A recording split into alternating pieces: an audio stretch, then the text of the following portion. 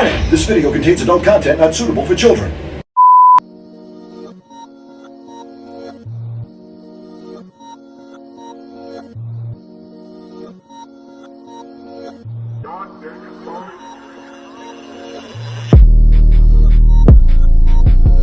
Hi there, kids. It's your favorites. Me, Jordan Bell. Jordan Grainger. We are probably the best or the best hosts of the best podcast ever. True. Whether you know about us or not, you should probably know about us. But we're here back yet again, and we have the best guest. I'm Sean Delrymple, comedian. Sean. Yes. Comedian extraordinaire, actor. Yeah. All the things. I try to do all the things. Yeah. I give what I can give. Give what I can give. That's awesome, man. How you been? Good. Recently I started going to the new comedy club in Fort Wayne, Summit City. Dude, I saw that. I've been seeing I was actually going to ask you about that. So I love it there. You used to do comedy. We used to do comedy together, actually. But that's how we met. It was like at bars and like when you walk into the comedy club and all your heroes are on the wall and it's just a different feeling. I felt more vindicated the first time I got on stage there than I have in a long time in comedy. Yeah.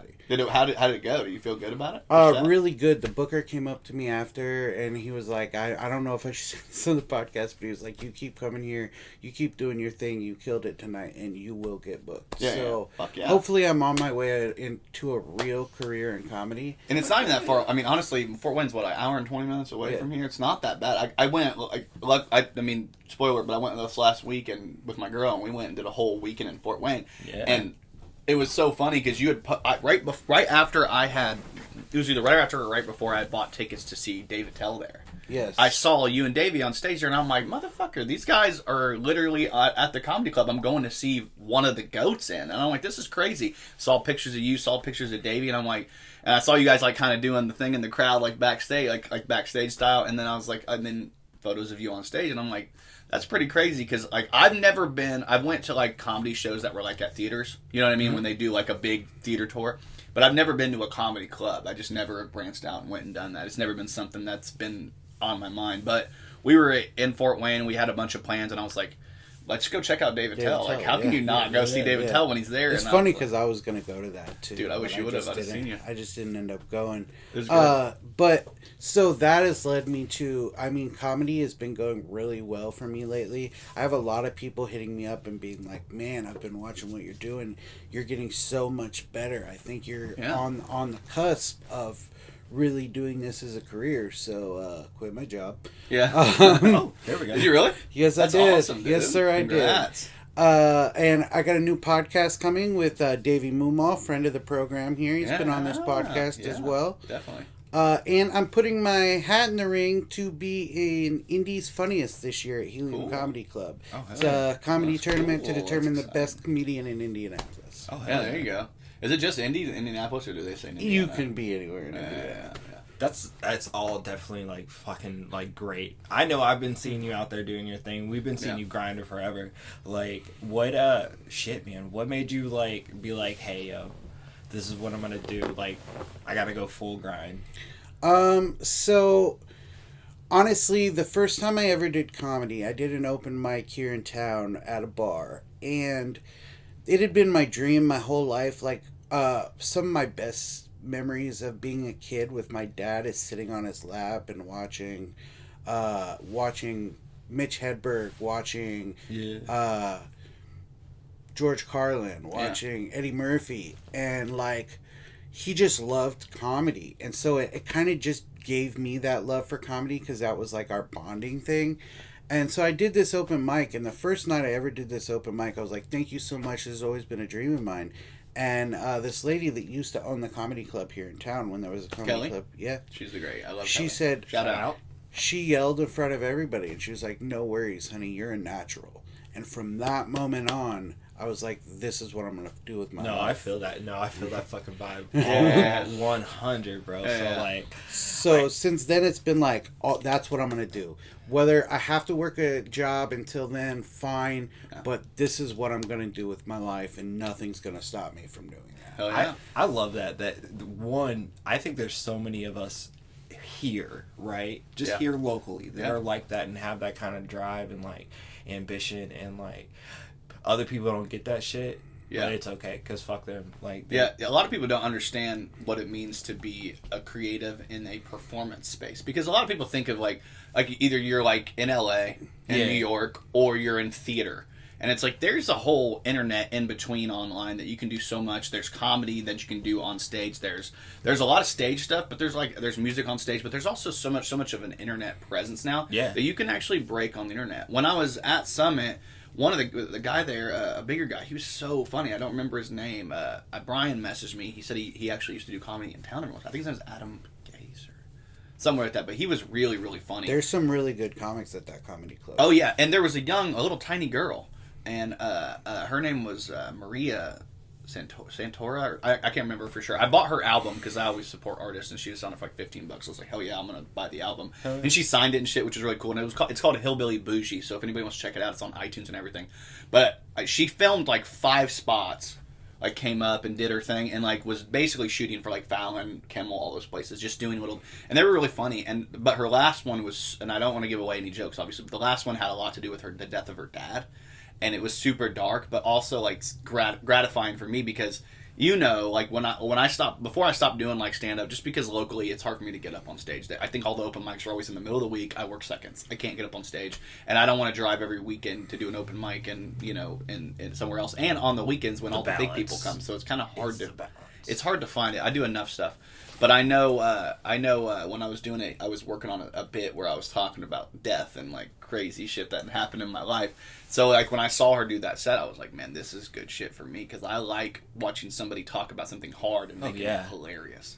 Yeah, I think you need that. Like, just overall, it's a way to express your art, no matter what your fucking art is. Like, and then just that grind. Like, and I know like the three of us know like what the grind is, because like whether like we've all worked full-time jobs, plus done this shit on the side for a while plus now. we're all fathers. Plus exactly. we're all fathers. Exactly. Like, and it's like, it's fucking nuts. Like, what's weird is, so I started doing these like weird ass like just talk to myself videos. I haven't done one in a minute, but like they started making me feel like alright about like, whew, I can let some of this shit off of me, because like they're like doing this is a lot of pressure, but like having the notion to, and the belief in yourself that like, man, I can do this, because I know you can, because you're funny as fuck, right? And thanks. I know fucking Grey Garden's gonna make it, plus we're gonna fucking pop like this, right? I know, like, right? Yeah, and then you and Davey and doing your, I mean, like, you guys got a whole podcast coming out that you guys just started working on, and I know you guys don't even have a release date yet, or even a name yet. That's gonna be forthcoming. We'll probably post it on the Kokomo Press, let everybody know about it when it does come up.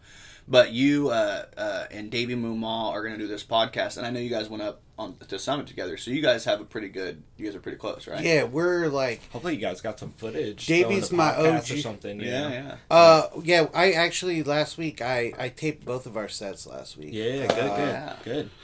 So we got that going. We're both trying to make it in comedy. We want to do the podcast. We both love fashion. I like to think I look pretty good. I mean, I put my outfits together, Yeah. But so that's what our podcast is going to be about: fashion, comedy, life experiences. About the time I stole a baby Jesus. You'll have to get that one on the podcast, though. I'm not saying that. But that's just kind of what we're doing. Davey's my guy, my OG. I like to call him Diamond Dick Davey Mumaw. You don't have to explain, because what's understood don't have to be explained. Right? So, like, understood. But I want to say, I think like with the three of us, we have like a dream team here. We have the professional wrestler, the comedian, the frontman to a band, and we all act. Yeah. You guys are pretty lucky today. Yeah. I mean, it is a star-studded cast today. We do have a star-studded cast. And then not only that, like, the great thing about having Sean on is we all participated in that COVID police skit that we all really enjoyed. And I had a great time. I had a ball doing that. Yes. I know you were kind of in a rough spot because you had just had some surgery. Oh, yeah. So you were like, trying I'm to good now though. Yeah, but now you're doing great. I muscled through that shit. Yeah, you're good. I mean, honestly, you're really funny in it, and you got no stop resisting. It's still one of my favorite lines from anything we've ever done. Like the whole no stop resisting. I'm so sad that I was hoping that was gonna do like 100K. I was like, that video should blow. I think we ended up like 15K, which isn't bad. I was hoping to bring it back for part 2. I think we're still gonna try to do it. It's really just been trying to make sure we can get everybody on the same schedule. Yeah, I mean, everybody's got everything going on. I get that. I'm never worried about that. I understand you guys got stuff. I see you got video ideas there. I got a couple video ideas I'm working on. I always wonder about, like, when I'm ready to work on a video, it's okay to hit you guys up. Hell yeah. Yeah, always. Because I got some ideas myself for a couple funny videos. Yeah. Yeah, I mean, honestly, the depends on... Honestly, to me, the problem is, I think one of the issues that we keep coming to with us and keep coming ahead to is that we keep thinking that we keep trying to make the videos bigger and bigger and bigger. Yeah. And sometimes you really just need to make them more simpler, because the simple ones hit. We don't need to go big and ham every single time. We don't always need to have like the biggest production value. Like sometimes it's really nice to people like because TikToks. it's a way to show your growth. Yeah. But like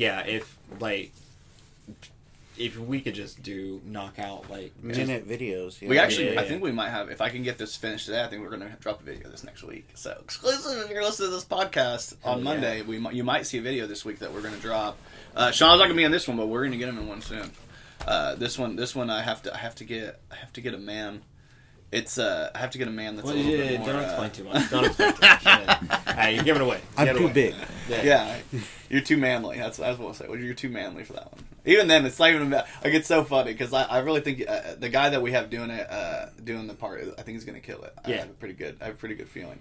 He was supposed to be on the podcast, but he ended up not being able to make it one time, and I was just... Everybody will be on the podcast. Eventually. You'll all get on here at some point. Well, we'd love to have you guys when we... Hell yeah. I mean, this is crazy. You said this was the dream team, and it is like, it's like that, you remember that, like, when we were all kids, the picture of Shaq, Jordan, and, who was the other one? Was it, who was the third? Larry Bird? No, it was 3 black basketball players. Larry Bird? They were like these, I don't know, I don't remember. Somebody out there will remember the picture, but like, I'm pretty sure it was like, maybe it was like Kobe, Jordan, and Shaq, and like the back of their heads and shit, and they're like cartoony. Mm-hmm. I lost my point, but that's what this podcast is right now. I got some new merch on. I was going to talk about that. Like, you guys see this new band merch? I got the band hat, the band shirt. I know I talked to you guys about it, but the people out there haven't seen it yet. Yeah, let me get the beanie. Dude, I love this. You haven't listened to the Grace Garden album yet, for your consideration. It's great. It's I good love stuff. it. Did you like the pop punk songs? Yes, I'm a fan of the pop punk. I always have been. I know I don't dress like it, but I don't know. That shirt's pretty pop punk to me. That hoodie. Yeah. You do have a pop punk vibe. I know that you probably don't think so, but I mean, even with the MTV, it's got that cartoony look to it. And it's like ketchup in the MTV. I love fries too. Who doesn't love fries, dude? Come on, man. French fries. That's awesome. Yeah, I mean, honestly, I'm excited. I'm excited to hear you guys' new podcast and to see what you guys come up with. And I know just remember, like, the only advice I ever give anybody when they say they're starting a podcast is just keep going. Just keep going. Yeah. You have some technical. We had technical difficulties last week. Just fucking bear through it. Just go through it. Who gives a shit? Yeah. The biggest thing is just like it's doing it and failing and then doing it again, failing, but learning every time, like, and just keep going. Just like with comedy, you start off. All it is like it's like 99% adrenaline, 1% maybe talent, and then eventually you cultivate your talent to the point where it's like. Now your talent is taking up most of the percentage and the rest of it, and then just a little bit of adrenaline. Oh, I totally agree with that. Like, I told the story about the first time I did comedy. The 4 times after that, it was horrible. Yeah. It was But that horrible. one was enough to, like, keep you going, right? Yeah. Oh, I get that. And then I just build on, you know? Yeah. I made my kind of debut in HCW last week, and to be honest, it was horrible. I did horrible. You did? I did. Damn it. I did not do very well. I did not do what. It's been a minute since you've been on stage, though. Too. It wasn't even that. It was more like nerves.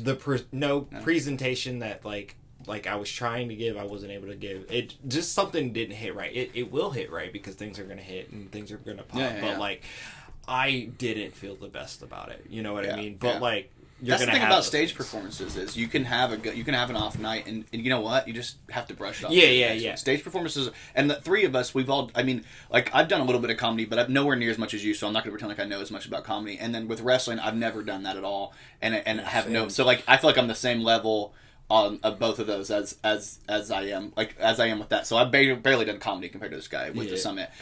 So when I say I've done comedy, I mean you feel like you're part of it because you've done it, but I kind of haven't done the same way. No, you have. definitely. But I mean, you did do comedy for a long time, and what you guys do with the Kokomo Press, with your videos and everything, and the podcast. I mean, you guys tend to make things funny. I know I'm a watcher of the podcast. You have Appreciate a like it. from me every week. Hell yeah! Love it. Yeah, but we do gotta it. support. I mean, there's a group of people here in Kokomo that Mad facts. we support each other in everything they do. Yep. He was talking about his video series. I'm always on there commenting. Keep grinding, King. I'm always on Jordan's stuff, commenting. Harding. Yeah. They're always on. First ones on my stuff is one of these two guys. Hell yeah! Yeah. I'm always hard. I saw you guys went to Summit, and I was like, "Fuck yeah!" Yeah. Dude. I was like, because I didn't even know it existed. Like I said, till I bought those tickets. Then I saw you guys up on stage, and I was like, "Dude, that's so weird." It was so like weird to me because I didn't know it existed. I was going to Fort Wayne for other shit, and I was like, "Oh, this will be a cool capper to end of the night, going to see David Tell because it's awesome." And then I saw you on stage, and I was like, "Motherfucker, these guys are on the stage!" And I'm like, "This is amazing!" And I'm like, it's crazy because we're all on stages in different capacities. Like I'm doing the music thing, you're doing the comedy thing, you're doing it. But we all know, like I've had bad performance nights where I've been like, this has not been my best shit. Like some of the biggest performances of my life, I went on stage and I've fucking laid an egg. And so like to me, like the whole point is if I laid that egg the first time or the second time or the fifth time or the 100th time, and then I decided I'm done. Then the stage beat me, like, and you can't let the stage beat you. Yeah, That's true. Yeah, ever. So I'm happy. I mean, even though it's your debut, I'm not that mad don't at matter. it. You're Well, gonna come back and kill that. I'm not really mad at it. So, like, I introduced myself to the alpha athlete, Chris Owens, and told him that how much he needed my services and things like that. And then I did, like, during his match, I made myself present. But maybe I should have made myself more present. Yeah. And, you know, maybe it would have came across a little bit better. I get it because you're doing a delicate balance between being seen but not overshadowing what's happening on that. Actually happening. Yeah, so you yeah, have a really delicate balance, and I think the crowd understands that. Like the thing about modern wrestling is everybody's in on it. Yeah. Whereas before, you had some people that would still believed with their heart and hearts and that never didn't want to let go of the fact that we all know that it's a lot of it's performance based. Yeah. So I think people are looking at you are like. They probably know that you had a really weird thin line. You had to tightrope there between trying to accentuate what he's doing, but without taking away from what he's doing. And exactly. he's the athlete. He's the guy you want to put him on the pedestal. That's why you want to manage him. That's why you want to take him to the next level. He's the alpha athlete. I'm just trying to show him I'm his omega to make him complete. You know, so, I'm there for his balance. You should be the beta. That's what you should. You should play that role. He's the alpha. I'm the beta. I mean, what? No, I'm not. That doesn't fit his Everyone persona. else is the beta. Two alphas. You can't have two alphas. Omega. You're like, I'm the alpha and the omega. Omega sounds like you're like, I am the Lord. Yeah, maybe you're gonna become a religious. Like you're gonna become a religious. Like you're gonna start wearing white robes and you'll come in. Oh, religious. Look, the curator is just like a version of Kanye. So Yeah. if you don't see the I love past, Kanye. What's your opinion on this Kanye stuff? Let's ask your opinion on this Kanye stuff. Are you? You know I'm not the hugest Kanye fan. No, but I mean on the let's say public perception. Okay, you're not a huge fan of his music. Okay, let's say you don't care. Maybe you don't. Maybe like one or two songs. Maybe I mean, like I told you last time I was on the podcast. Yeah. 808 and Heartbreak. I like that. I like College Dropout, but after that, it kind of for me wasn't like what I would say is like my top three. Yeah. But I mean, you could be wrong. It's fine. I'm just kidding. We're both huge Kanye fans. I know. So. I was just listening to The Life of Pablo. Oh yeah, it's popped up. Did you watch the new? Have you been watching The Genius? Yes. Okay. Did you watch the second episode? I've watched it 4 times now. Don't tell me. I haven't watched the second episode. I normally watch it at work, and I haven't had time actually. Can believe that or not? I haven't had time to watch a whole podcast or a whole show at work. But the first episode was so good. I can't wait to watch the second one. I just haven't had a chance. It is good. It is good, and it leads you up to like a very like critical moment. Is it him walking on stage with Taylor? Isn't it? No, no, it's not that. I'm just wondering. That's cool though. Probably the death of his mother. Then that's the only other thing that could be cool. Did she die in this episode? That's all. No. Okay, that's cool. I'm like, I'm not prepared for that. I'm not prepared for the backstage of Kanye. Oh yeah, I'll cry. I'll probably yeah, cry. like it's such a big deal. Like the funny thing is, like when Kanye came out with College Dropout, with his first album, Through the Wire, popped on MTV. Everybody was talking about it. Everybody knew about H to the Izzo. Everybody knew about. I made stuff. mixtapes. Yeah, yeah. Like Through the Wire was on my mixtape Oh, yeah. before people knew about it. Like because like I'm that guy. You're that guy. I am that guy. I was don't obsessed give with a him. fuck. I never even bought the album. The girl next door bought the album and then burned me a whole copy of that and the new Twista album because they both came out around the same time. I remember that. That new Twista album was fucking dope. Yeah, too. I still love Kamikaze. those songs. Yeah, that album in and of itself, like that's a great album too. People forget. It was heavily influenced by Kanye too. Yeah, it really was. So- Yeah. What's the one that he did? The I'll be hopeful. Yes, I am hopeful for today. Take this music. That Yeah, I song like that was song. so That was a good. banger. It was like one that wasn't even like it wasn't a single on it. For all my stacks that got racks in the back. Yeah. I was like, man, this shit's good. No, we're gonna have to throw that back. Chi-Town had a moment there. I'm just saying. Yeah. Chi-Town definitely had a moment. Well, I think it was good for the Midwest and like Yeah, in general. even kids like us, you know, like especially kids like me. I don't know if y'all felt that. Like, Yeah. but like Yeah, I did. I I felt did. it. Like I was a white kid, but like I was a hip hop head. I always, Yeah. and I mean, I like the style of hip hop that a lot of people would call more like at the time. Kanye was more pop hip hop. he was a backpack rapper. Yeah, you yeah. know, quote, I loved him. I loved him. He was my and he wore like polos and like I always thought that he was like Tyler the Creator. He was our Tyler the Creator. You know what I'm saying? It hit with me because man, I played golf, wore polos, like and listened to rap like Yeah. nonstop. Like Yeah. I would be listening to rap on the golf course and Yeah. like that hit with me. I'm like, all right, this is okay. I can do this. I just got an idea for a promo of you on the golf course being Let's the do it. curator. Let's This do would be it. perfect. Let's do I it. want you to wear like the big golf pants and the big like you looking perfect out there. Hold my stuff. Like that'd be hilarious. Yeah. Let's do it. Let's do it. Yeah, we got to get you to start writing for us, man. You're one of the funniest guys I know. Like This is the honestly, thing. I Right. have like I said, I have an idea for a skit video. Sorry, that like I think that you're gonna be like, oh my gosh, I'm just gonna blurt it out for everybody. So I have this idea hear of it. what if the times of Jesus Christ was right now in 2022. yeah, like he's coming back or the original. No, like it happened right now in Yeah. our time. Like it didn't happen before. Right. Okay. Like there was no So recollection. he of would it. be We've like just been here. he'd be an influencer, Yeah, obviously, yeah. and then all the atheists would hate it because he'd be verified on Instagram. Have you guys watched Inventing Anna? I have not. seen Shelby's. I walked in and Shelby was watching it the other night. I haven't watched it. Oh my god. I'm a man, so. I don't give a I'm just fuck. kidding. Yeah, look, I don't give a fuck. Like, So who turned it on first? You or her? Be honest. Oh, it was me. Was it you? Yeah, it was me. What about? Okay, so give me a premise of it. Tell me I've about been it. checking it out for like I've been seeing it for a couple weeks now, and I'm like, I don't know what this is. And then I was just like, all right, well, it's about influencing. It's about social media. Isn't it somebody's story that they just? It's a adapted? real thing. Okay. You know the fake Russian heiress Yeah. thing. It's her. Okay. It's her story, and like and how it went in. Like you should watch it. How many episodes you in? I watched the whole thing. You did? Yeah, How quickly? Like I watched the couple whole days? thing in a day. You do that all the time now. Actually, I was gonna Yeah, I like, know. this must be good. But I'm like Jordan's really like, yeah, I've watched the whole thing already twice. Like he's like, I'd watched the whole Genius 4 times. How do you watch something 4 times? Well, so like I'll turn it on, and sometimes I'll fall asleep, and then I'll turn it back on, Okay, and then I'll okay. fall asleep, and Okay, that makes like, sense. and then I'll watch it all the way through, and then I'll watch it all the way through again. You do have like you are third shifter, so you basically Yeah, I have insomnia. I'm a vampire. Yeah. So, and like plus I got ADHD, and I need to be doing like 6 different things at one time. So You medicated? I medicate. I'm medicated. Is it a little pill or is it a little no? I mean FIFF. I plead the I'm gonna plead the fifth. That's one of the best. Chappelle. Oh, that's another question we can ask you as a stand-up comedian. How did you feel about the whole Chappelle thing when everybody was flipping out? You're like, I've been asked this a million times. Yes, I have, but I support Dave Chappelle and everything he does. Dave Fuck yeah. Chappelle is the fucking goat. That's me too. There's none better than him. I mean, he's so good that Neil Brennan does his jokes on stage.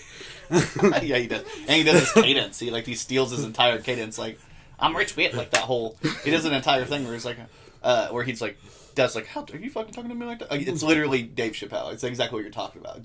Neil Brennan wrote, Neil Brennan wrote the show with him. So like, to I've me, seen his stand up. Is he biting that much off of like the Little Chappelle bit. image? A little bit. But like, is that so? Like, how far fetched is that? Because he wrote with the man for so long, Yeah. and like, I feel like, I don't know, part of Dave's delivery is probably like built from Yeah, Neil, it right? it And definitely vice would versa. rub So, off. like, Yeah.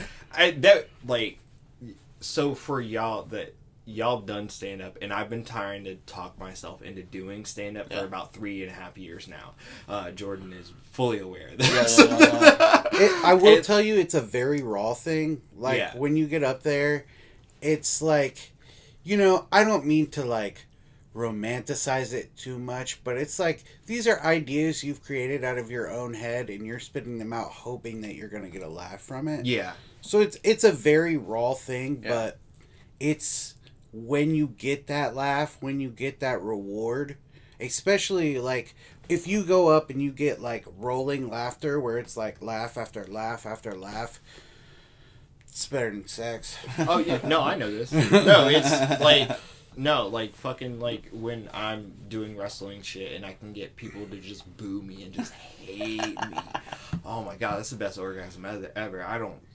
Look, Yeah, I'm yeah. sorry. because you Sorry, basically babe. have them like you're holding them hostage with your who you were To be able to like fucking twist and invoke people's emotions. Yeah. It's like you're kind of doing the opposite of what, because like stand up is like trying to make people laugh and like that's true, but you're trying to make people like angry and kind of like in the wrestling ring, I have the ability to do both. yeah. Because I can do something that will make people laugh and make people enjoy themselves, but I can also do something that people are like, oh, he's the worst. Yeah.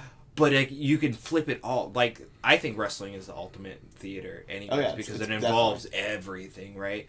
Like, It's improv too, a lot of it. So you give me 10-15 minutes to construct a story where I get people to hate me, to want, like, to see, like, the worst of the worst thing happen, and then it happen, and then them have the fucking most joy. Yeah. That's it. Yeah, I mean, to me, the comedy part of it is where you set yourself up as the heel, and then something happens where like you get taken care of, like when somebody takes advantage, and then you get to no, and you get to be the whiny, petulant child, and then they love it, and they're laughing and clapping. So yeah, I can see the opposite side of that. Yeah, that makes sense. When we did our 5-on-5 match back in AACW, when I like this dude named Mike King, he came up and hit me. He hit me, and the crowd went, what? Just went crazy. That's the shit I love, right? So it has to be like much of the same when you like you've been formulating this joke in your head for like I don't know how fucking long, and like you're able to express it in a way that like it hits with everybody in the crowd. They're like, oh shit.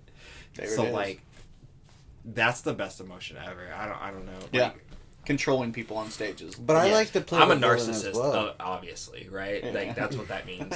We all are. We all are, yeah. Yeah. But I like to play the villain on stage too. Like, I got this new thing that I'm working on where it's like, I hate Donald Trump. And then, with everything in the political scene of the world right now, it's like, you're either going to get yeah, or you're going to get boo, or maybe half and half. But then, I pause, like, uncomfortable pause, like a Family Guy pause. And then I say, it's not politics. I don't know anything about politics. I'm just always going to ride for my man Coolio, and he kicked him off of fucking The Apprentice. That's funny. I do like that. It's definitely a great setup, especially on stage when you're like, because you've got them, their emotion, their response to Donald Trump already is an emotional response, and then you flip that shit like, oh no, I don't even give a fuck I don't care about your stupid feelings. All I care about is my boy Coolio. Fuck you. Like that's hilarious. Yeah, or like the one with like, did you ever see the one with Gilbert Godfrey? Like maybe ride for Gilbert Godfrey. That dude is the best on that show. Yeah. He just derailed everything they tried to do on The Apprentice. Godfrey, yeah. Gilbert Godfrey was hilarious. Have you ever watched him on there? Because I've never watched The Apprentice, but I've seen clips of Gilbert Godfrey on The Apprentice because he's just on there. They're like, we need you to entertain the people, but you need to be clean. And he's out there. So this guy's fucking her in the ass, right? And he's like, and I'm like, and he's at like a dinner party with like diplomats and shit. He's like, and then he fucking fingers, and I'm like, Gilbert, oh my God, you're the GOAT. Why are you so? And I love somebody who like says, yeah.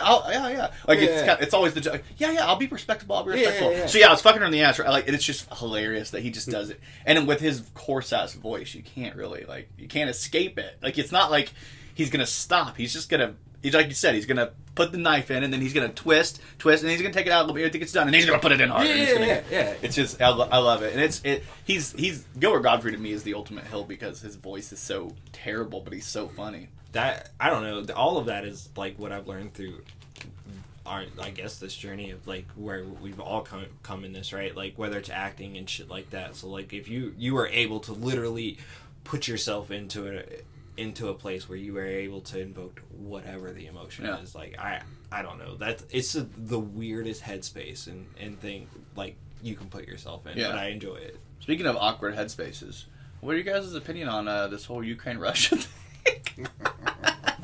They're like, don't talk about geopolitical politics. This is what we need as the picture, like me laughing and you two like, uncomfortable, I don't give a shit. I just like... this is probably a hot take, but I don't think we should be the world's police. No, I don't either. No. But I do think that we should do everything in our power to help as much as possible. Like, as far as, like, diplomatically. Because when a country decides to invade another country, and everybody's been in peace times, basically, in most of, like, especially Europe. Europe is a very, very touchy place. You know what I mean? It's a very touchy place. There hasn't been real war in Europe since World War II. Other than Russia doing whatever they want. And I think with the whole... Because, like, the argument of, like, Russia went in and invaded Georgia during George W. Bush's... not Georgia in the United States, but Georgia, the country. During George W. Bush. During Obama, he invaded Crimea. Yeah. Okay? And then during Biden, he's invaded Ukraine, all of Ukraine. The narrative he just keeps taking more and more. Narrative is that Putin slowly is creeping into Eastern Europe. Yeah, right. Well, he's now at this point, he's finally in there. Before it was like he's taking small bits. And now he's taking the entire. I mean, the Ukraine is such an important part of Europe because they have Russia is very much landlocked in a lot of ways. You got to remember, most of Russia, it's in the up here. They don't have a lot that goes into the main portion of like the Mediterranean or anything like that. Right. Ukraine actually has an actual bay. So them getting that, I can understand where Russia's coming from because they want the access to the waterway. Yeah. They want access to that because right now they have no access. It's access to the Red Sea. Correct? Yeah. It's like the Red Sea or something like that. But they don't have access to that. And then Ukraine in and of itself has a bunch of natural resources like uranium and like I think there was another one that was really big. They were like top 10. But like in Europe, they're the number one place for uranium. And that's kind of scary to imagine an unchecked power like Russia doing that. Is the Ukraine Russia's Afghanistan? No, because I don't think because the Ukraine didn't. See, the thing about Afghanistan is about Afghanistan is you can make natural resource. Maybe you could use Iraq. Iraq would be a better argument because Afghanistan anywhere in the Middle initiated. East. Well, Afghanistan initiated the conflict with the United States by the country didn't. Well, but if you have rogue people, just because the fake government didn't control it doesn't mean that the people controlling it, like the people that actually live there, like I mean, I know there's a lot of arguments geopolitically about all of that, but I mean, I would say Afghanistan in and of itself and Ukraine aren't the same, but also there's the Ukraine was a sovereign nation that wanted to be a part of other nations, whereas Afghanistan, Iraq, those countries they do their own thing. They don't really want to be a part of the world. They're separatist countries. I feel weird about like talking about different countries arguing about lands that like literally like no one owns any of this shit. It doesn't belong to anyone. Like I know like history and shit like that is a thing, but like it's all based off of hey, my family may have owned this because they said they owned this because of manifest destiny and and like, bro, stop fucking fighting. That's my only point. I don't want to fight. I don't want to put like I saw a headline where the U.S. Is offering like $350 million in aid to Ukraine in some ways, and that's great. I guess. For me. Like I like it. We don't have to be on the same page here. I'm cool. I'm actually cool with it. I like help whoever. I don't care. There's just like, people dying. Help that's people. my thing. Yeah, like that's my thing. I don't want to see people die, civilians die, or anything like that. I don't like want to see people hurt, but like the problem is all these fucking governments and shit like that. And, like, these dictators and, like, even our dictators and our stupid Brandons and shit like that, they're the problems. Yeah. And, like, if we don't figure that shit out, eventually, like, they're going to take us over, and then much as we always button's say going to negative hit, shit, boom. as much as negative shit we say about America, at least every fucking 4 years, we choose somebody else to run this bitch. And then people hate it. See, the great thing about our system is that half the people are pissed off who's running the country. Yeah. In Russia, you can't be pissed off if whoever's running the country, because it's been the same guy basically for the last, like, 10, 15 years. And it's the same guy. And if you say something wrong, you just disappear. Yeah. And it's the same with China. Like, China just started escalating shit over Taiwan and Hong Kong. And if Taiwan is taken over, which Taiwan's not even... It's recognized by a lot of places as its own independent country, but China recognizes it as part of China, even if they don't consider themselves part of China. It's the same shit that Ukraine is dealing with with Russia. Russia's always considered Ukraine as part of Russia, and then when the whole Soviet Union fell and they became their own country, then they want to come in and be like, well, actually, we're just going to come take you back. Yeah. It's rough.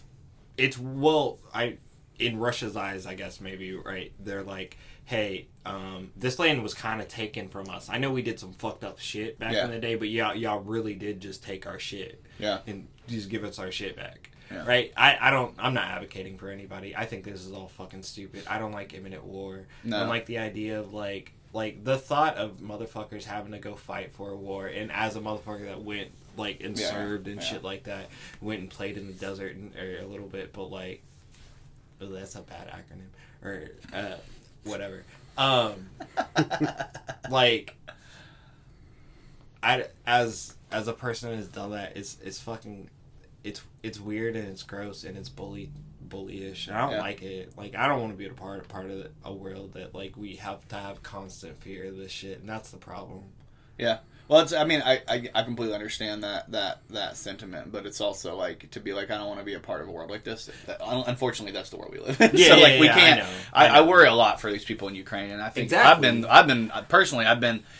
not a huge war guy. Anybody that knows me, even with that's why I was a huge Ron Paul guy. I don't like war. I didn't think we needed to be in the Middle East doing all this stupid shit. I feel like you bomb you kill the people you do your black ops. So we don't need to send troops on the ground. I thought it was bullshit. And I didn't think we needed to do enemies. But this is one of the few situations where I'm like, do I think we need to go send a bunch of troops over there? Maybe not, but I do think that something needs to happen, because this reminds me if the parallels between, like, Hitler taking there's Poland. lots of parallels between Hitler taking Poland. And I mean, I understand that people are like, everything's Hitler.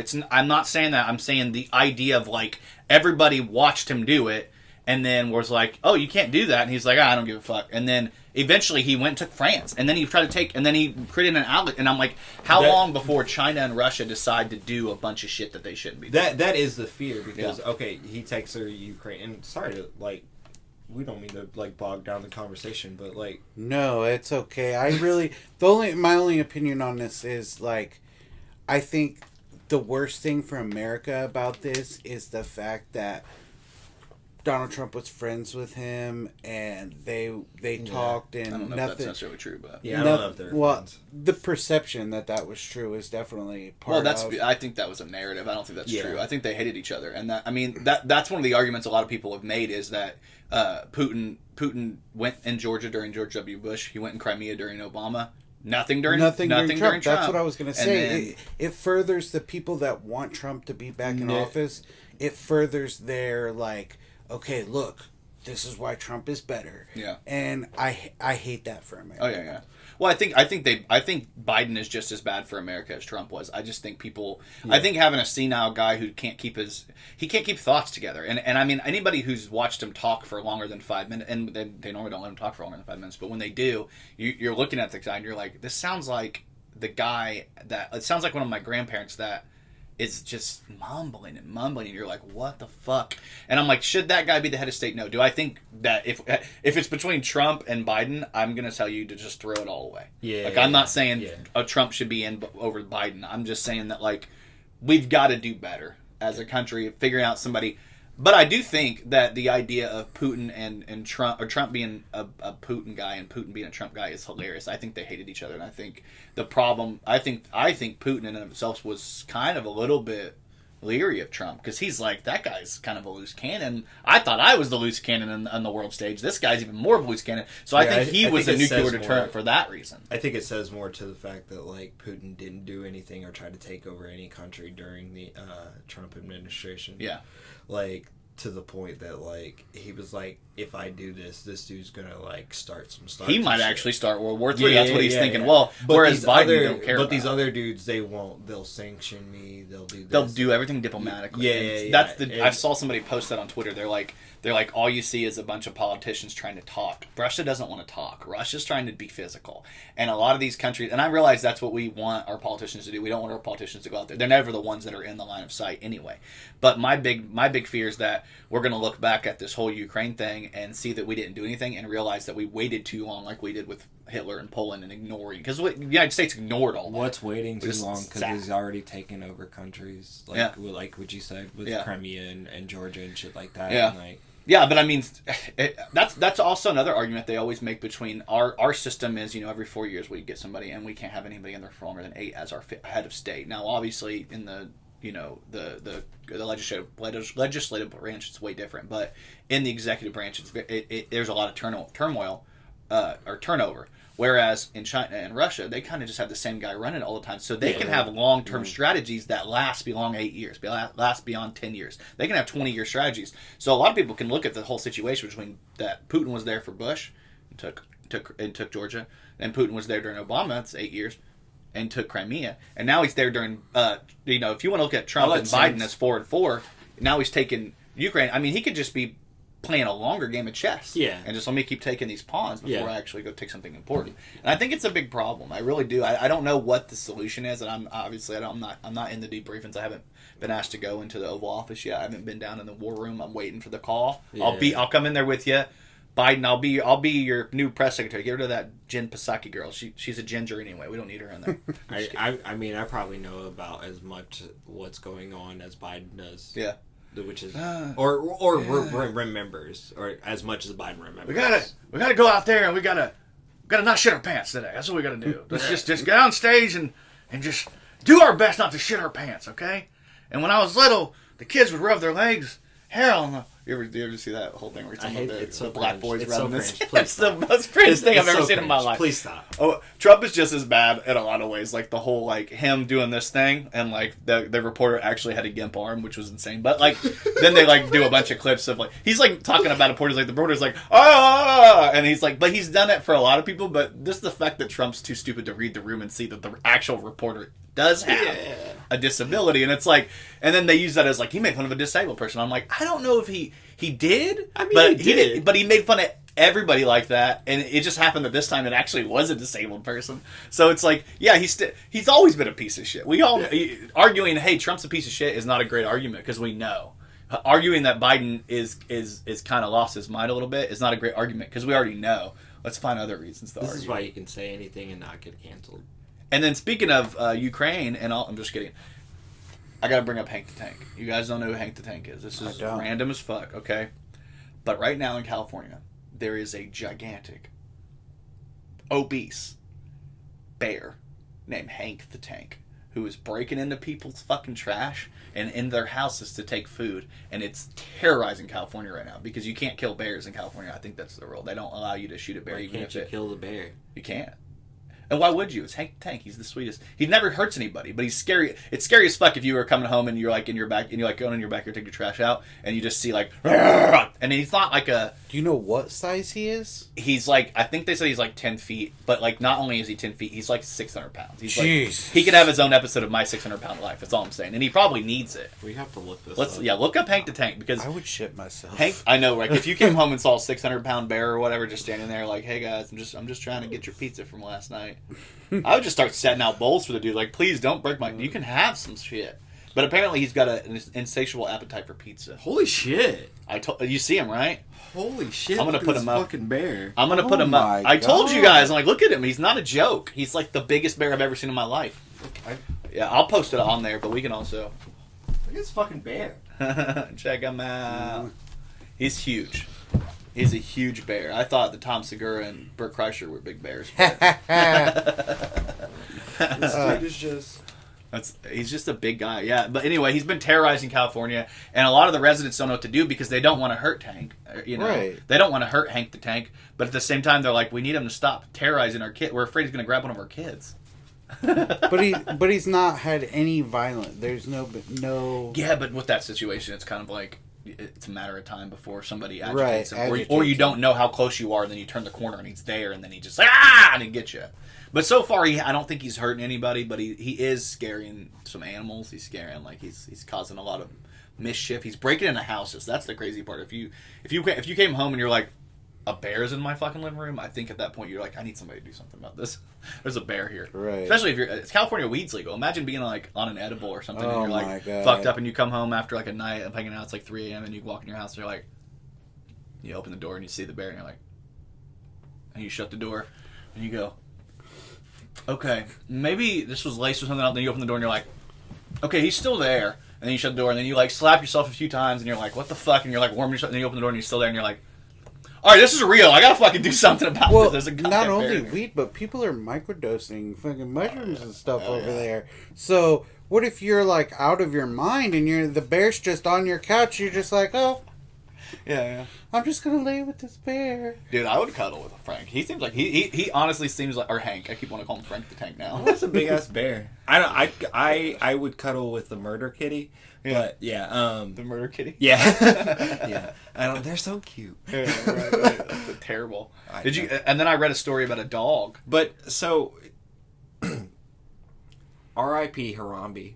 Yeah. He shouldn't have got killed. Harambe didn't deserve that. We got Hank. We got Harambe. Thanks for not killing the black bear, though. Yeah. Pot Roast is dead. We know that. Pot Roast the cat's dead.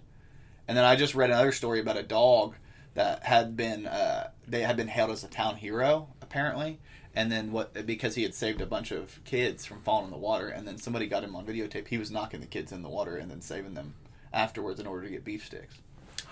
He was like, "Oh, I get beef Was sticks." that a Simpsons episode? It might be. I think it right. was. Sounds I about right. legit think it was. Well, Simpsons have done everything before anything. Yeah, So anything yeah. anything is done, we're like, the Simpsons have done this. Yeah.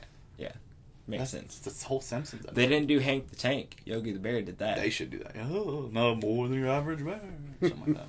You know, if there would have been a cute, cuddly, like, gorilla cartoon back in the day of gorillas that steal, like, your, I don't know, pies or whatever, Yeah. Harambe would still be alive, I think. Probably. No, but instead there was the movie Congo and Yeah.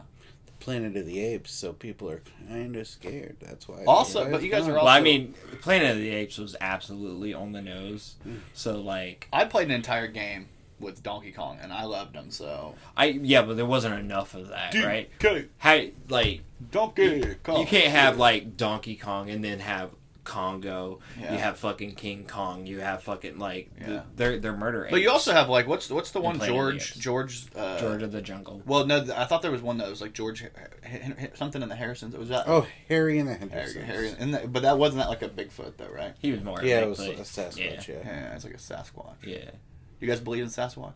Yes. You do? Yes. Yeah. Yeah, he was a drug dealer up in the mountains.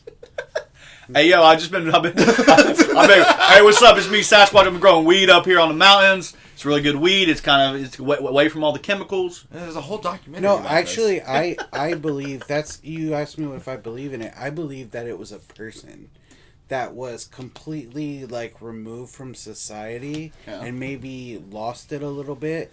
Went out.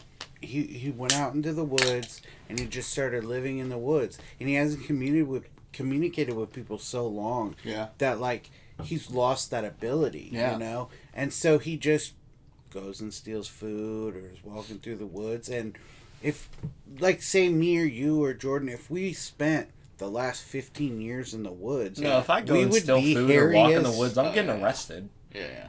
Especially with true. his beard. Yeah. Yeah, if you walk, they don't allow brothers in the woods. You're not going to be in the woods. Please stop resisting. Hey, yeah, right. Yeah, and then you think maybe Sasquatch is from Delaware, and then he was like, you know, I'm gonna rejoin society, and he's like, I want to run for president. He's like, it's me, Biden. I'm Sasquatch. Look at my hairy legs. Back to the hairy legs. He used to have them rolling. Yeah. This is weird. Kids used to rub my hair and the legs in the water, and I'm like, what the fuck, dude? I'm sorry. I can't. I'll never get over that. That clip's the funniest thing I've ever seen in my life. Yeah. Why is he like? He already has like people think that he's a pedophile, but he's going to talk about kids rubbing his legs. I don't think he has control I over think his he was thoughts. a child. I think he was talking about as a child. No, he said he was a lifeguard at the local pool, and the black kids used to come and they used to rub the hairs on my legs in the water because you could see them because they're blonde. And he was like, and they were all fascinated with the blonde hair. I'm like, Yeah, I remember this. Biden, come on, bro. Now like you already seem, like you said, you already seem like the biggest pedophile that we've ever had in office, and that's saying a lot because we've had a lot of pedophiles in office, I believe. Yeah. Epstein didn't kill himself. I killed Epstein. Yeah. I wore the shirt last week. That was Watched pretty cool, last right? week's episode. Yeah, that's true. Yeah. I got that shirt from. Do you know Sam Morril? No. You don't know the comedian Sam Morril? Yeah, he actually posted that on the internet on Twitter, and then I was like, that shirt's badass. It had like blood splatters and said, I killed Epstein. And I was like, I'm buying it. Nice. He's a That's comedian. what's up. Who's your favorite comedian right now? Right now, You better say yourself. you know, that's true, but it's hard Pump that as energy. it's hard as a comedian to watch comedy anymore. Like Yeah. I like Dave Chappelle's new special. I loved it. Yeah. I feel like he got way too much flack. People were Yeah. taking it way out of context. Oh, yeah. But Always. you judge it once you do it yourself. Like you kind of judge it. You're like, is that really what I would have done there? Yeah. And I mean, I hate that for myself because it makes me sound kind of conceited. Yeah. But I mean, it's true. It's hard to watch it because you're like, oh, why? Like, we were talking about my buddy Davey. Davey hates. He absolutely hates. The guy he's dating Kim Kardashian. I can't Pete think of Davidson. Pete He's the Davidson. worst. Skeet. He hates Pete Davidson because Skeet. Pete Davidson is like everything that he wants to be, Yeah. you know? And so I just, like, it's easy to hate on them. And especially where I'm at, where it's like, you see these comedians and, like, you want to be like, oh, that's great. But at the same time, you're like, hey, me, Yeah. I want that. Not Yeah. you. You don't deserve it. I deserve it. I know. When rightfully they do. I think part of it is just you're when you're in the comedy world like that, because I felt a little bit of that when I was on stage, where you watch comedy and you're like, that's such a great premise, I would have done this, because like it's almost like, oh, that's what you did with that premise, you could have done so much more, I think this would have been funny, blah blah blah. But you gotta also understand that everybody comes from a different point in their life. Yeah. You might have take their premise and make something completely cool. I can see Davey. One of the things I remember hearing him say on stage is he hates Pete Davidson because he feels like like you said, Pete Davidson is basically him, just in a different. Like they do similar jokes. Like one time he had a joke, and then he said he was watching a special and he saw Pete Davidson did almost the exact same joke but better and on a bigger stage, and he's like, damn it, man, I had that idea to that premise too, and we kind of went to the same place, but I missed it. I missed the mark here because he's doing it. But part of Pete Davidson, I've watched his stand-ups, and he can be funny, but there's a part of me that's always like, he's always just scratching the surface of a good bit. He never really gets into a good bit. I mean, I like the movie. I like him on SNL. But I think the big thing, like, especially from my homie Davey, is that he wishes that he would have got to sleep with Ariana Grande. Oh, yeah. I think that's... Okay, that's Davey, the you thing. and the rest of us, bro. Come on, man. You know, I'm for it if we'd still have Mac Miller. Yeah. That's saying. why I don't like Skeet. That's why I hate Skeet. He sent explicit photos to Mac Miller of him and Ariana when he was at his lowest, and then the next thing you know, he falls off the rails and gets bad heroin or bad drugs and then dies. And so, like, that's where, like, I don't like the guy because not only he did that, he did that to a guy like Mac Miller, who already had substance abuse and mental health issues, and rapped about it, so it's not like a secret. And then Pete Davidson, I've had depression. He's out there talking about his mental health issues, and then he goes and he snakes into Kanye's situation, knowing that he hung out with them as a couple. So my thing is, like, people that are like, oh well, Kanye's being toxic. Well, you'd be toxic too if one of your homies started fucking your wife before you even, like, I don't think they're divorced yet, are they? They're just separated legally. Yeah. They're not even divorced, but his homie's out fucking his wife saying, I want to be around your kids. I would freak the fuck out, too. And as men, I mean, I've been in that situation before where, like, you know, my ex-wife, she stepped out on our marriage, and that's part of the reason we're not married anymore. Yeah. And so you just feel like that's that's the worst kind of pain, you know? Yeah. So, as much as, like, you know, I never said my opinion on Kanye, I will say that he made $1 billion in the fashion industry. Yeah. That's what I love about Kanye. More than his music. I mean, he's done so much for fashion. Yeah, and Virgil, who just passed away, rest in peace, Virgil, started with Kanye, and then he ended up running what? He ran was it Prada or Gucci? Gucci, maybe? Louis Vuitton, maybe it's Louis Vuitton. He ended up running Virgil Abloh.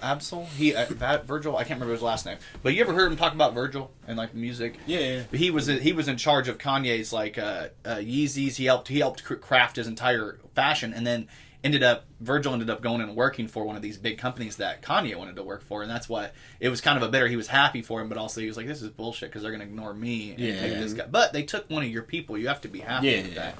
But then Virgil just passed away recently. Yeah, I think he had cancer, so that's sad. But anyway, yeah, Kanye is a very, like you said, he's a billionaire. He's a rapper. He's a hip hop artist. He's a singer. You can even call him a singer. He's a writer. He's a producer. He's a fashion guy. He's done literally everything you can do. So it's funny to me when people are like, "Oh, Kanye's just crazy and stupid and an idiot." I'm like, "No, he's not. That's why you don't like him. That's all. He's just crazy. He's just crazy. Yeah, he's just crazy. Like, Black man is crazy." Like, I don't know. I feel some type of way because I've been called just crazy, and I don't think I'm just crazy. I'm a lot more than that. Yeah, you're definitely more than crazy. But you're crazy.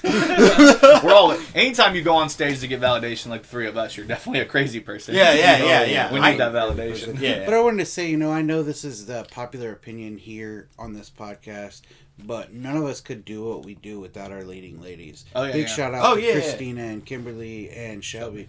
Yeah, absolutely. Yeah, that's one thing I really like. I really respect about you is that you're like, you ride or die for your woman, man. I love that because you're always posting about her. You're always bigging her up. I know you do it. I've seen your posts. You guys know I do it. I think a real big part of being a creative person is we like throw ourselves into everything. That's part of being creative, and that includes our relationships, which is why you see us. We're not posting. I'm not posting that shit for validation. I don't care if anybody doesn't like the post. I just want the world to know that I love my girl, and I know you're the same, and you're the same. You know what I mean? And we all got great queens, man. I see the queen on. Is that for her? Is that your girl? That's so beautiful. I love that. But we got these instead of engagement rings. She has king on her, so we hold hands. They're right next to each other. It'd be funny if you're like, "No, you got to get Ace." Yeah. That'd be funny if you and Kim did that, and then Ace was like Ace. And then one of the boys could be Joker, and then one of the little ones. I like that. I love it, dude. We have a Joker and we have a Jag. Yeah. That's baller. I love it, man. It's great, man. I love that you finally were able to make it on here with me and Jordan because I know he came and filled in. He was you. Yeah, you for a day. And you were me for a little bit, which I mad appreciate that. Yeah. I might it's coming up this summer. I might have to have you do that again. Yeah. I have no problem doing it. The guys at Kokomo Press are genuine guys. We try. They're good guys. They care, and when you do stuff with them, it's like they have no problem with collaboration. It's not like it's my way. No, it's whatever's gonna work. Whatever's gonna be the funniest. Yeah. You've probably heard me say it a million times on this podcast. I know you have, and you might have too. It to me, like when you work with people and you work with talented people, if you ignore their talent, then you're an idiot. I think that you're a grade A idiot. If you bring somebody in and you're like, I just want you to do this, especially with like you're a comedian, you're a writer, you understand the process. The same with you. You're a writer. You're hilarious. You're on stage. I would call you a comedian as well. Maybe not in the stand-up. You're not a stand-up comedian, but you're a comedian. Yeah. A lot of what you do is comedy. I got a set writ. Yeah, you got. I'm just not doing it. You're just not doing it yet. I'm very, very like. We all have. Here's the thing: we all have in common. We all have comedy sets on our phones right now. We do. We do. I definitely do. Yeah. I definitely have like an hour and a half worth of comedy at this point in my That's baller, career. Dude. Yeah. I could do a special if I did. If I do a special, I'll tell you guys that it's going to be called Diet Woke. Because a lot of my jokes are woke-ish, and then a lot of my jokes are about like self-deprecating about me being a fat guy. Yeah. So I think that's perfect. You have to get on my diet, man. I've been dropping the pounds. I did keto for a while, and like I lost a little bit of weight on it. Oh yeah, that's true. That's if I do that. Well, then he has a whole entire. That's 15 minutes on weight loss. What are you talking about? That's true. I could do that, but I actually have a joke I've been doing because it's the new year about how. You know, I'm going to be turning 37 this year, and I've really thought about how I need to get in better shape. So I decided I'd do a little exercise every day. You know, I'd start it off slow. You know, I'd just do crunches every day. And the good part about that is I'm up to twice a day. The bad part is they're both captain. Captain Crunch. My thing is, I choose the berry. That's what you got to add. I prefer the berries. The berries or the peanut butter. The Oops All Berries. What's your favorite Captain Crunch? Let's do that. How about that? Man, it's tied between Oops All Berries and peanut butter. Yeah. What about you? I would put them together. Oh, you want both? Oh, I'm that kind of guy. I'm that kind of guy. Oh man. Can you put Take me to the bedroom and do all of this, and then I'm like, what? You got 4 kinds of cereal. I'll put them all in the same bowl. I saw a page posting about that. My favorite, I like classic with the berries. I think like the classic with the berries. Yeah. I like Oops All Berries. I like the peanut butter. I like all that. But I think classic with the berries, you get like a good mixture. And I actually like the flavor of the original Captain Crunch, like the vitamin. I do like the flavor, but I don't eat that one by itself because it's like you're eating a bowl of razor blades. It does hurt your fucking throat, dude. Like you're top of your. You're basically like, hey, I'm gonna destroy my mouth for a little bit. Yeah. But I feel the same about like Cinnamon Toast Crunch does that shit to me too. Yeah. Like it's just really sharp. I don't really like that. I don't like cinnamon shit. So Yeah. like what? Well, all that well. So. You don't like cinnamon? I do, but like it's never been my favorite. Coming to the stage next, Cinnamon, and Jordan's like, I'm fucking out. Yeah, pretty much. He's like, I don't need no bitch named Cinnamon in my life. No. How about what about tequila? Fireball? Where's tequila at? Tequila? No, I fucking hate Fireball. I know, Fireball's gross. so Hot fucking damn, gross. like all that stuff to me. So I'll drink it, but don't, No. not a lot. no, give me a pickleback. So it's like if you go to the bar and you're like, okay, let's say you're at the bar, you've got all the money that you want. Okay, let's say you're period. You're gonna buy everybody in the bar a shot. You're choosing the pickleback Oh no, I'm getting a shot of fucking Jack. for everybody. Everybody's drinking a shot of Jack. Sure. What about you? Do you have a shot that you're like? I have not consumed alcohol in 4 years. Yeah, is it on purpose? Yeah, does it get you going? Well, okay, so my family has a lot of history of alcoholism, and I just... You're worried? Yeah, well, that, and when I was a younger man, I have this thing in me, being a big guy and whatever, like, I could drink until it was gone. Like, one time, when I was just out of, like, my college years, me and 4 friends drank a keg in 24 hours. And that was the day... Well, the next morning when I woke up in a puddle of piss was the day that I decided I didn't need to drink anymore. The question is this my piss? Is this mine? Yeah. Did somebody pee on me? Is it digital?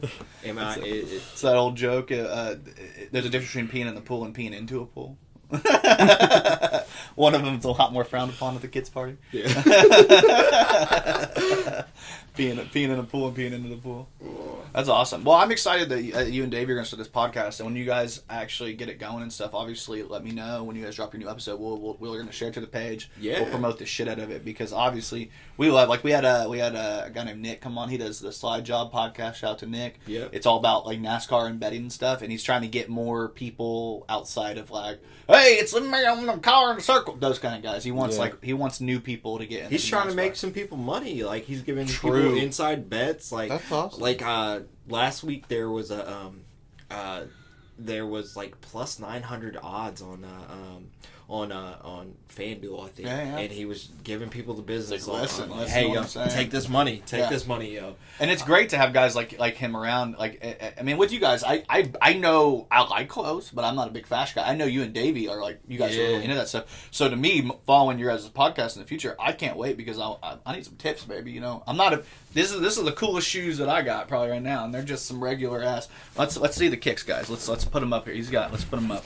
Ooh. I got the Jordan 1 bands, My son loves the Jordan breads. ones. Those are I got the beautiful. Lows. I'm a Lows guy. Yeah. Nice. I'm more of a Menards guy, but whatever. I'm just kidding. Let's see. You got the cool. Let's show your kicks too, man. Put them up. Put them up. You just look at these. Look at these. These are. Hey, show them the cool part. Do you have the cool these part? are the Forces. Look at one this. of ones. Boom! Look at that. Like They're you can fucking change them out. Yeah, you can change them out. Like Those are so, I got badass, dude. on the back it says Force 1 of 1. Hey, You man. see that? So as you guys can see, I'll just take my shoe off since they did. Mine's way less cool, but No, I like they're yours. more So like you skater vibe. Yeah, It's more like no. skater vibe. And you know, Nike SB is coming back in a big way. I gotta actually unbutton mine. I'm not like you guys. I have to like You gotta keep them tied. Though. I can't get them up. But you know, 5 talking minutes about our later. podcast, we got some really interesting guests in the fashion world. We're gonna have the CEO of Human Race, Human Recreation Services coming on. We've talked to the guy that runs Supreme. He's agreed to Skype on. We have sneaker curators coming on. We have people that are do their own sneakers, like customizers. That's what I was looking for. We're gonna have sneaker customizers. We're gonna have comedians. We're gonna have musicians. Everything. We're gonna have these guys. Yeah! Oh, yay! I just want to be able to say I was on a podcast with the Supreme people. You know? I know, right? Or look, I need to be on a podcast with other curators. Other curators of culture. Yeah, look, the curator could always use more culture because what's learning. Well, let's go ahead and do a round. I want to go ahead and say, guys, check me out. I've got some stuff going on. Grey Garden on Facebook. We've got some merch. We got some stuff going on. We got a show coming up in March. Check that out. Other than that, keep a lookout on the Kokomo Press. Got that going. What do you have coming on? What do you have going on? See me every Wednesday at Summit City Comedy Club in Fort Wayne. Got the podcast coming out. We're hoping to do, me and Davey are hoping to do a monthly comedy showcase at the Alliance Center. I was going to ask this gentleman about hosting that and this gentleman about performing. I'll do it. I'll be down. I'll come out of retirement for you guys. I really will. For you two, I will do it. I've been talking to some other Indiana comedians. There's a good Indiana comedian that just recorded his album at Helium Comedy Club. Tyson Cox, hoping to get him on board. He's a great guy. I've performed with him before. So look out for all that stuff and my YouTube channel, Sean D is Funny at YouTube. I'll follow that bitch. Hell yeah. What do you got going on? Let's see. Look, always check out In Your House podcast. We'll be back probably tomorrow. Yeah. Whenever this drops. Very good. Check show. that out. Very good show. Check that out. Another great guest that we've had on this podcast. I visited theirs. Messy Gravis. So check out the Mess in the Show podcast. Monday? Yeah, it should be dropping Monday. So after you listen to this, listen to that. It's okay, Messy, that I haven't been on yet, and Brian and Jordan have. It's okay. Weren't you on with Grey Garden? No. Oh shit. He just did a show. He did Grey Garden. He just played our song and was like, "Hey, I went to the show and talked to him." Oh shit, which was kind of cool. I appreciated that either way, Messy. I just like to give him shit because I haven't been on yet. Oh well, I mean, you know. He was just like, "Hey, you want to do a thing?" I was like, He's "Yeah." bringing all of his wrestling. I get it, man. I'm not into wrestling. I get it. Okay, you got a wrestler. You got Brian who loves wrestling. He's literally Mr. WWE, like AEW. See, what the thing is, you're gonna be in wrestling. Yeah, we're gonna do this thing. Kayfabe Lincoln, check me out. I know, right? Kayfabe Lincoln. Actually, I got another idea for you. Okay. But anyways, look, Curator Bell. This is the Kokomo Press podcast. We fucking love you. I'm Jordan, and today's special guest, check him out. Sean D is Funny on YouTube. Amazing. Hey guys, we love you guys. Love you. See ya. Hey, thanks for checking out the Kokomo Press podcast. I'm Jordan Grainger. Jordan and I are very happy that you guys tuned in. All of our links are available. We've got YouTube, that's right here. We've got our Twitters. I'm going to put those right over here. And then we've even got like Patreon. We've got Facebook. We've got Instagram. We've got all the places. So please check us out. And merch. We have merch. Check out our merch. Oh my God. We have merch. So if you love the Kokomo Press, you enjoy the Kokomo Press podcast, or you just want to, help out and do something with us, check out the Kokomo Press on merch on ProWrestlingTees.com. Check us out on YouTube. Check us out on all the places that we have available. Thank you for listening to the show. We love you.